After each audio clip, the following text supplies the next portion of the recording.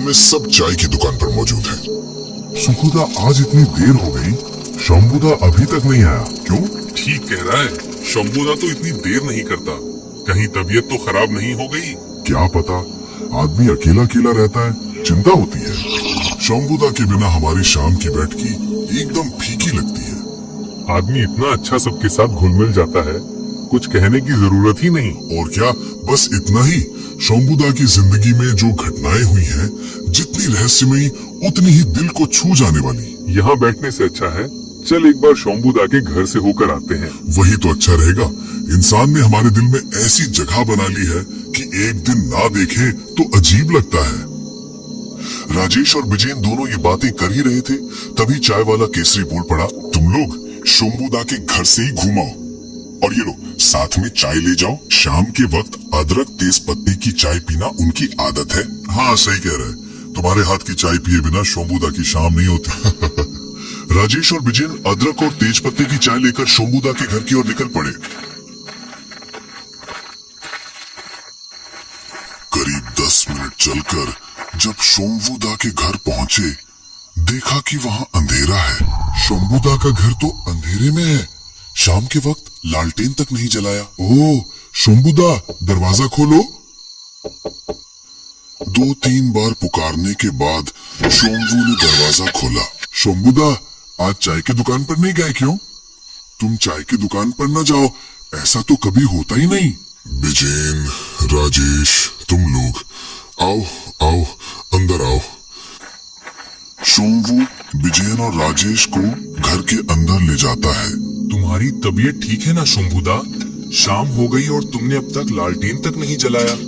तुम्हारा चेहरा इतना सूखा सूखा क्यों लग रहा है? क्या हुआ बताओ तो। लालटेन जलाकर शंभू राजेश और विजयन के सामने आकर बैठता है।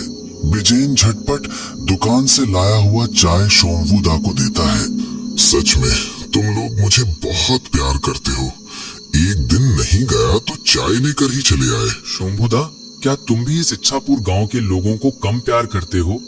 किसी को जरा सी भी परेशानी हो सबसे पहले तुम ही तो पहुंचते हो। शंभू बस मुस्कुराता है, कोई जवाब नहीं देता, जैसे किसी बात को लेकर सोच में है।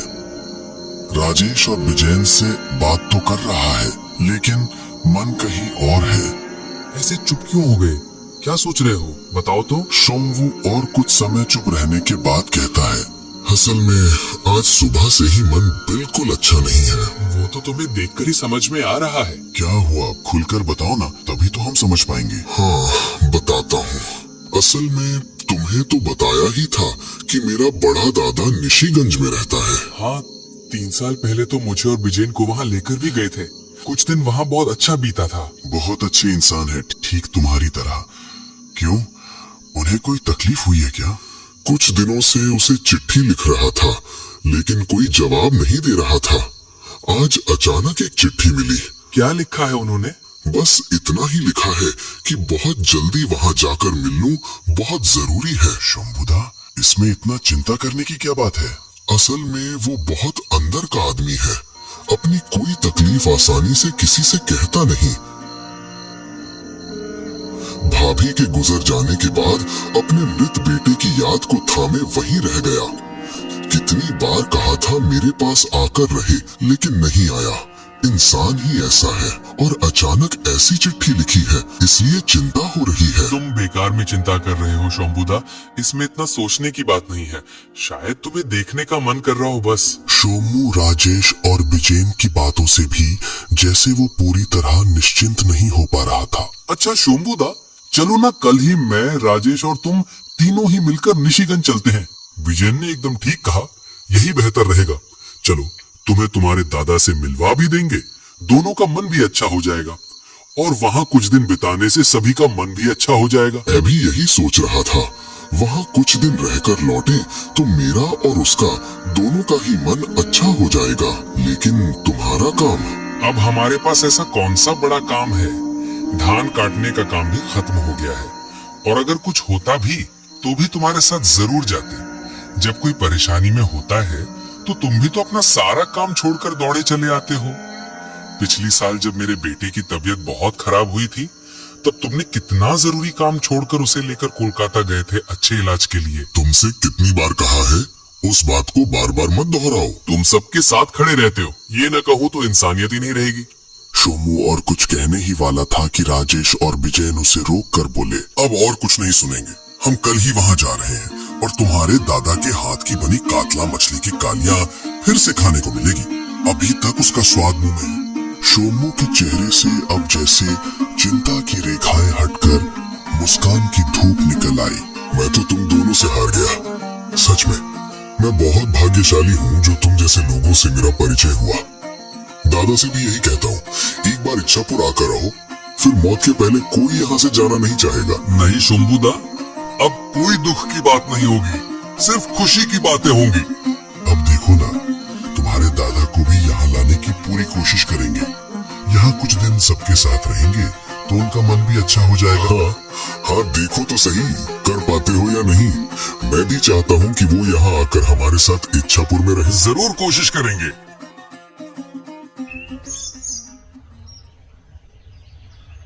अगले दिन सुबह सुबह ही शंभू, राजेश और विजेन निशिगंज की ओर रवाना हो गए।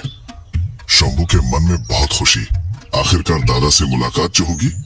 दादा के पसंदीदा रसगुल्ले और साथ में धोती पंजाबी भी साथ ले लिया। राजेश और विजेन बस अपने शंभूदा को ही देखते जा रहे थे। जहां आजकल कम उम्र के सगे भाइयों के बीच भी इतना अच्छा रिश्ता नहीं होता, वहां इतनी उम्र हो जाने के बाद भी शंभूदा और उनके दादा, जो एक ही माँ के बेटे भी नहीं, उनके बीच इतना गहरा रिश्ता, वो देखने जैसा। सियालदह स्टेशन से गेदे लोकल पकड़कर निशिगंज की ओर रवाना हुए। दोपहर के बाद से ही जोरदार बारिश शुरू हो गई थी। ट्रेन की खिड़की से खेत, छोटे छोटे गांव, पोखर, ये सब जैसे और भी सुंदर लगने लगे थे।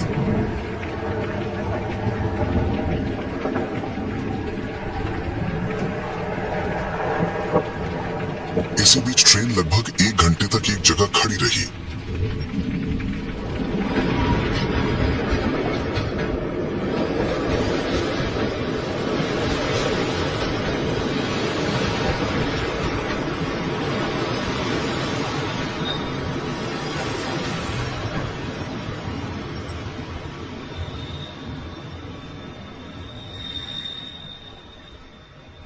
जब तीनों निशिगंज स्टेशन पर पहुंचे तब तक शाम हो चुकी थी। ट्रेन तीनों को उतारकर अंधेरे क्षितिज में पल भर में विलीन हो गई।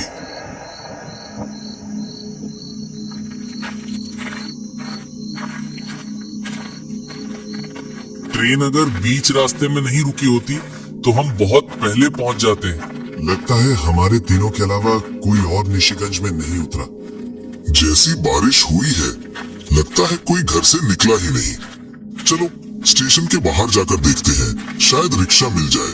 तीनों स्टेशन के बाहर आकर देखते हैं, रिक्शा तो छोड़ो, एक भी इंसान तक नहीं है। जैसा सोचा था वैसा ही हुआ। आज तो पैदल ही दादा के घर जाना होगा।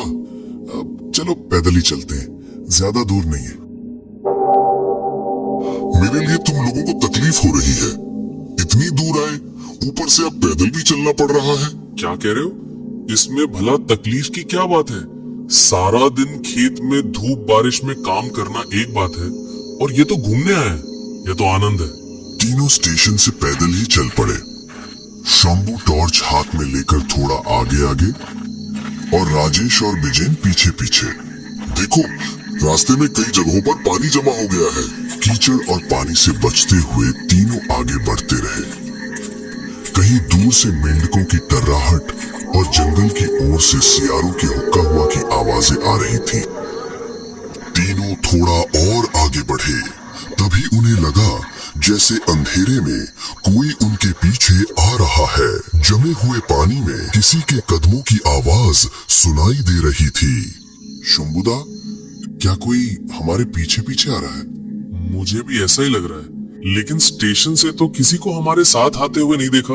मैं 2 बार पीछे मुड़कर देख भी चुका, अंधेरे में कोई भी नहीं दिखा। रुको, टॉर्च को पीछे फेंक कर देखता हूँ, नहीं तो कहूंगा हमारे साथ ही रहो, तो कीचड़ वाले पानी में पाँव नहीं पड़ेगा। ये कहकर शंभू पीछे की ओर टॉर्च की रोशनी डालता है, लेकिन हैरान होकर देखता है वहाँ कोई नहीं है। तीनों ही काफी हैरान हुए। लगता है और रास्ते पर चला गया। शायद ऐसा ही होगा। ये सोचकर तीनों फिर से चलना शुरू करते हैं। कुछ ही दूर चलते ही फिर वही आवाज, किसी के पानी में पांव रखने की। और इस बार तो ऐसा भी लग रहा था कि जो भी आ रहा है वो तीनों के बिल्कुल पीछे ही है। एक बार तो बिजेन को किसी की ठंडी सांस तक महसूस हुई। रास्ते पर चलते चलते तीनों ये भी नोटिस करते हैं कि निशिगंज के हर एक घर अंधेरे में डूबे हुए हैं, जैसे वहां कोई है ही नहीं। ये क्या, सब इतने जल्दी सो गए क्या? मैं भी यही देखकर हैरान हूं। जल्दी जल्दी पैर चलाओ, ये जगह मुझे ठीक नहीं लग रही। तीनों ने साफ साफ सुना अंधेरे में डूबे घरों के भीतर से हंसी की आवाज, कोई फुसफुसाकर कुछ कह रहा हो जैसे। तेजी से कदम बढ़ाते हुए तीनों पहुंचे शोम्वू के दादा के घर। दादा के घर के पास आकर देखते हैं वही हाल, घर अंधेरे में डूबा हुआ। शोम्वू आगे बढ़कर दरवाजा खटखटाने ही वाला था कि ठीक उसी समय दरवाजा खुल गया। तुम लोग आ ही गए, आओ अंदर आओ। तीनों ही काफी हैरान हुए। दादा पहले से जान रहे थे कि वो लोग अभी पहुंचने वाले हैं। शोम्वू दादा को देखते ही कुछ और सोच ही नहीं पाया। पांव छूकर प्रणाम किया और गले से लगा लिया। और तभी शोम्वू का शरीर जैसे सिहर उठा। ये क्या, दादा का शरीर बहुत ही ठंडा है। राजेश और बिजेन भी प्रणाम करते हुए वही चीज महसूस करते। आओ अंदर आओ, बैठो यहाँ। दादा, क्या आपकी तबीयत ठीक नहीं है? आपका चेहरा कैसा हो गया है? कितनी बार कहा था मेरे साथ इच्छापुर में चलो, देखना कितना अच्छा लगेगा, लेकिन नहीं, आप यहीं लेना चाहते थे। नहीं रे, अब किसी और जगह जाने का समय आ गया है। तेरे इंतजार में ही था। क्या मतलब? बताऊंगा, सब बताऊंगा। अच्छा, बाकी बात बाद में होगी। देखो तुम्हारे लिए क्या लाया हूं, रसगुल्ला, धोती, पंजाबी। दादा कुछ समय तक बस उन चीजों को देखते रहते हैं। उनकी दोनों आंखों से आंसू बहने लगते हैं। ये क्या दादा, आप रो क्यों रहे हैं? ये तो मैं हर बार देखता हूँ, जब भी कुछ तुम्हारे लिए लाता हूँ तुम रो देते हो। छोटा भाई लाए तो ऐसा ही होता है रे, लेकिन ये चीजें अब मेरी। क्या, चुप क्यों हो गए? ओह, कुछ नहीं। अच्छा दादा, इस गांव में क्या अब सब बहुत जल्दी सो जाते हैं? जब हम पिछली बार आए थे तब तो किसी को इतनी जल्दी सोते नहीं देखा था। हर घर में बातें, हंसी मजाक चलता रहता था। दादा सिर झुकाकर बोले, हाँ सब सो ही गए हैं। राजेश ने यह भी गौर किया कि कुछ काली परछाइयां जैसे दरवाजे के बाहर खड़ी हैं। अच्छा तुम लोग बैठो, मैं चाय बना कर लाता हूँ, फिर बातें करेंगे। दादा अंधेरे की ओर रसोई में चले गए। तीनों रसोई की हालत देखकर भी हैरान हो गए। जो दादा अकेले रहकर भी हमेशा घर को साफ सुथरा रखते थे, अब पूरे घर में धूल की मोटी परत जमी है।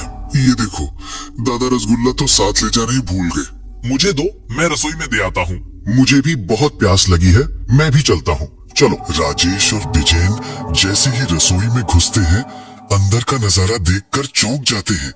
वो देखते हैं कि चूल्हे के सामने एक कंकाल बैठा है। वो पत्थर जैसे जमकर खड़े हो जाते हैं, मुंह से आवाज तक नहीं निकल रही।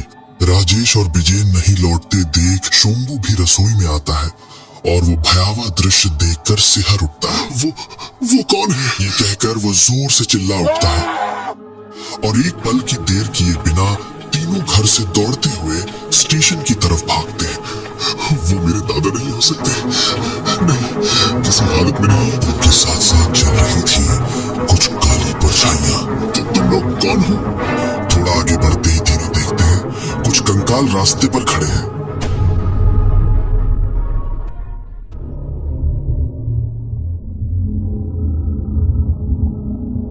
एक कंकाल आगे बढ़ता है बिल्कुल शोम्वू के सामने।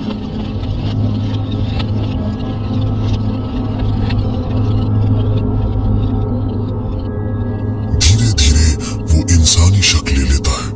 दादा, तुम? अरे मैं ही हूं। तभी तो कहा था अब इच्छापुर तेरे साथ नहीं जा पाऊंगा। असल में इस गांव में अब कोई भी जिंदा नहीं है, यहां तक कि मैं भी नहीं। ये सुनते ही शोम्वू धड़ाम से जमीन पर बैठ जाता है। आंखों से आंसू बह रहे हैं। दादा तुम?